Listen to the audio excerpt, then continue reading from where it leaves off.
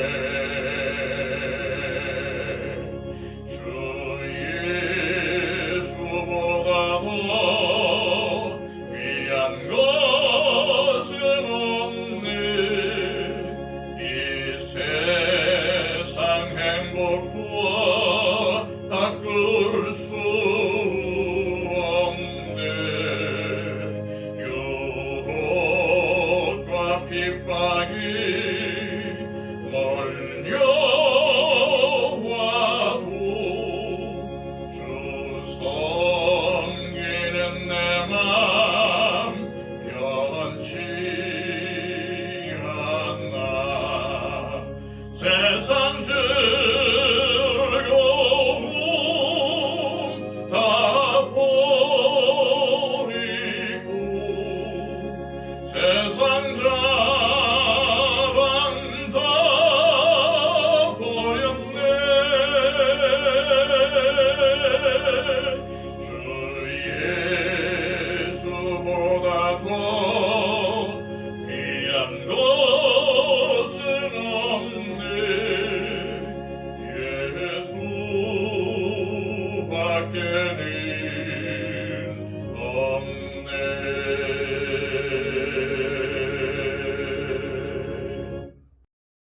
이 시간 우리에게 주시는 하나님의 귀한 말씀은 신약성경 요한계시록 1장 5절에서 8절까지의 말씀입니다. 신약성경 399쪽입니다. 또 충성된 증인으로 죽은 자들 가운데에서 먼저 나시고 땅의 임금들의 머리가 되신 예수 그리스도로 말미암아 은혜와 평강이 너희에게 있기를 원하노라. 우리를 사랑하사 그의 피로 우리 죄에서 우리를 해방하시고 그의 아버지 하나님을 위하여 우리를 나라와 제사장으로 삼으신 그에게 영광과 능력이 세세토록 있기를 원하노라. 아멘.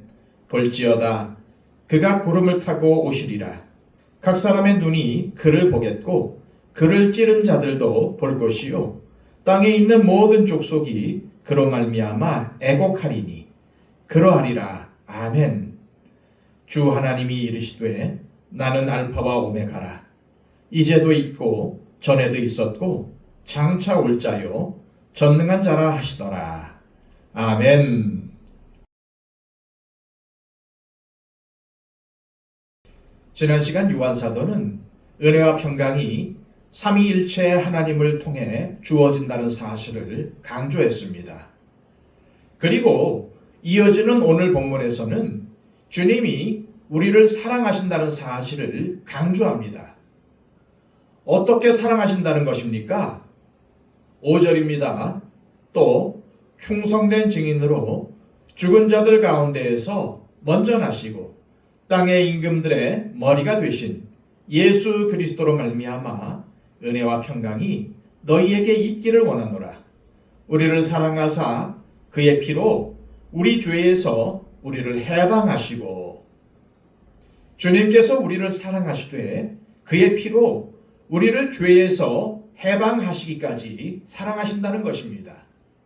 즉 생명을 바쳐서 우리를 죄에서 건져내실 정도로 우리를 사랑하신다는 말입니다. 주님의 구원을 설명하는 말 가운데 속량이라는 말이 있습니다. 속량은 노예가 된 자를 값을 지불하고 해방시킨다는 의미입니다.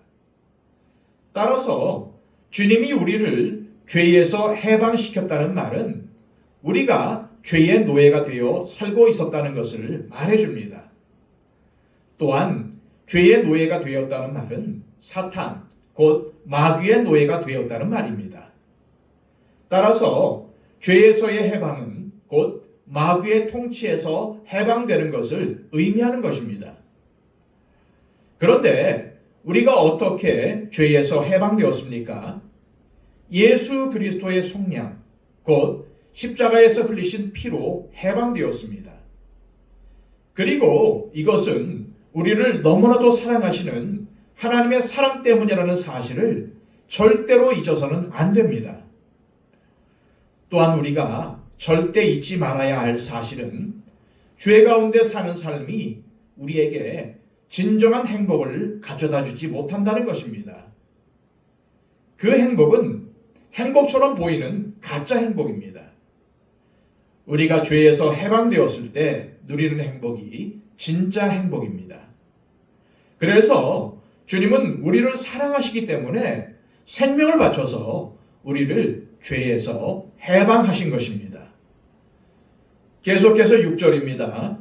그의 아버지 하나님을 위하여 우리를 나라와 제사장으로 삼으신 그에게 영광과 능력이 세세토록 있기를 원하노라. 아멘. 요한사도는 우리를 사랑하셔서 우리를 죄에서 해방하신 주님께서 우리에게 거는 기대가 있다고 말합니다. 그것이 무엇입니까? 주님은 하나님 아버지를 위하여 저와 여러분을 나라와 제사장으로 삼았습니다. 주님께서 우리를 죄에서 해방시켜 나라로 삼으셨다는 말은 우리를 이스라엘 백성들처럼 택한 백성, 즉 하나님 나라의 백성으로 삼으셨다는 말씀입니다. 그러므로 주님은 우리에게 하나님 나라의 백성, 천국의 시민답게 살 것을 기대하십니다. 천국 백성, 하나님 나라의 백성은 주님의 통치를 받는 사람을 의미합니다. 따라서 주님은 우리가 하나님의 다스림을 받는 하나님의 사람으로 살고 있다는 사실을 세상에 드러내라는 것입니다.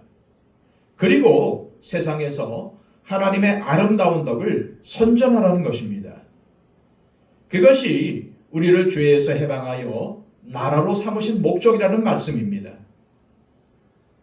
또한 주님은 우리를 제사장으로 삼았다고 하십니다. 구약의 제사장은 이스라엘 백성들을 대표하여 하나님께 말씀드리고 하나님의 말씀을 백성들에게 전하던 사람들이었습니다. 다시 말해 중보 사역을 담당했던 사람들이 바로 구약의 제사장들입니다. 그런 것처럼 우리 그리스도인이 제사장이라는 말은 세상에 하나님의 메시지를 전달하는 사람들이라는 뜻입니다. 그리고 세상을 위해서 중보해야 할 책임을 가진 사람이라는 뜻입니다.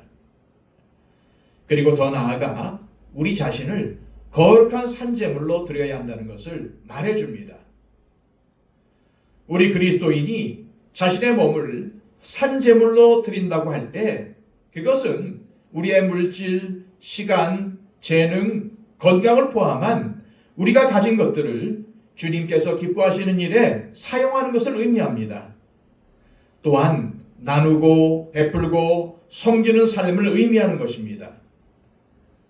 그리고 세상에 복음을 증거하는 삶을 사는 것이 제사장으로서의 사역을 감당하는 것입니다.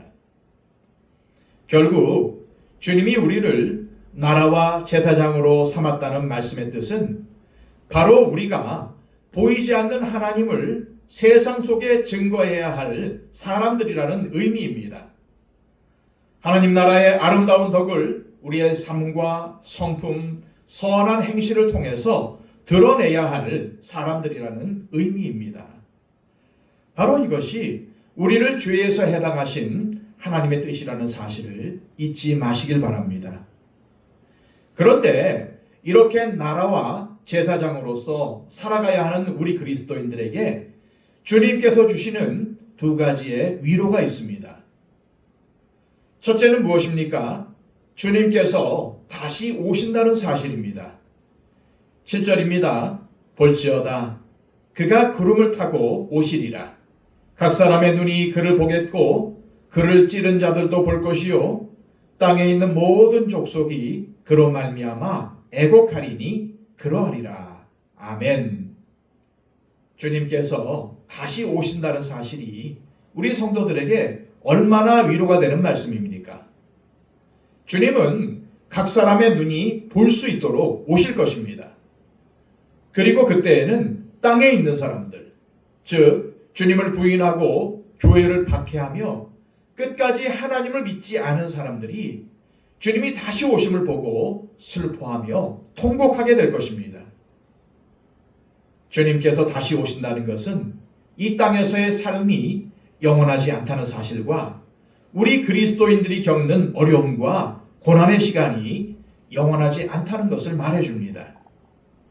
끝까지 주님을 믿은 사람들은 기뻐하며 주님을 맞이하게 되지만 땅에 속한 사람들은 후회로 인생을 마감하게 되고 영원한 형벌에 처해지게 될 것입니다. 그렇다면 두 번째 위로는 무엇입니까? 8절입니다. 주 하나님이 이르시되 나는 알파와 오메가라. 이제도 있고 전에도 있었고 장차 올 자요 전능한 자라 하시더라. 알파와 오메가가 되신 하나님이 우리와 함께 계신다는 것입니다.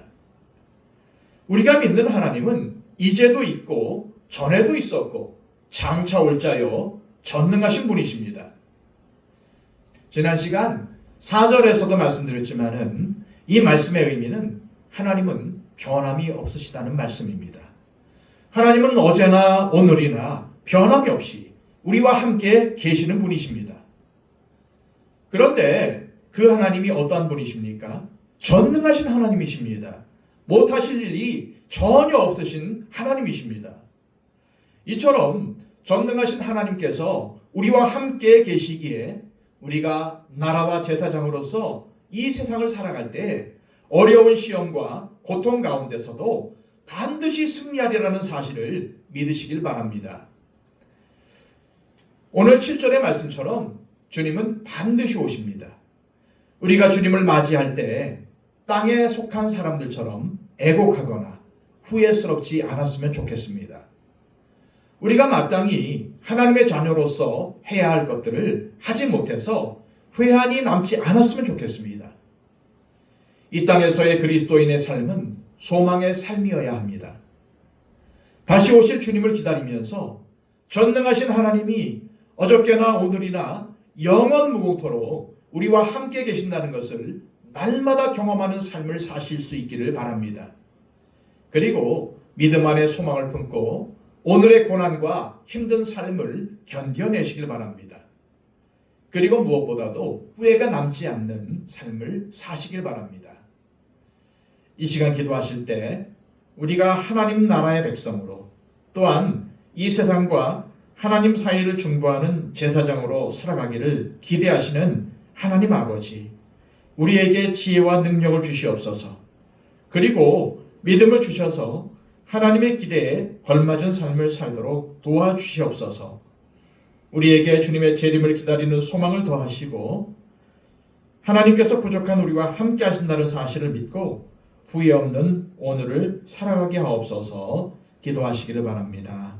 111 기도를 통해서 우리의 기도가 필요한 분들을 위해 중보해 주시고 특히 초청 대상자들을 위해 간절히 기도해 주시기를 바랍니다. 기도하겠습니다.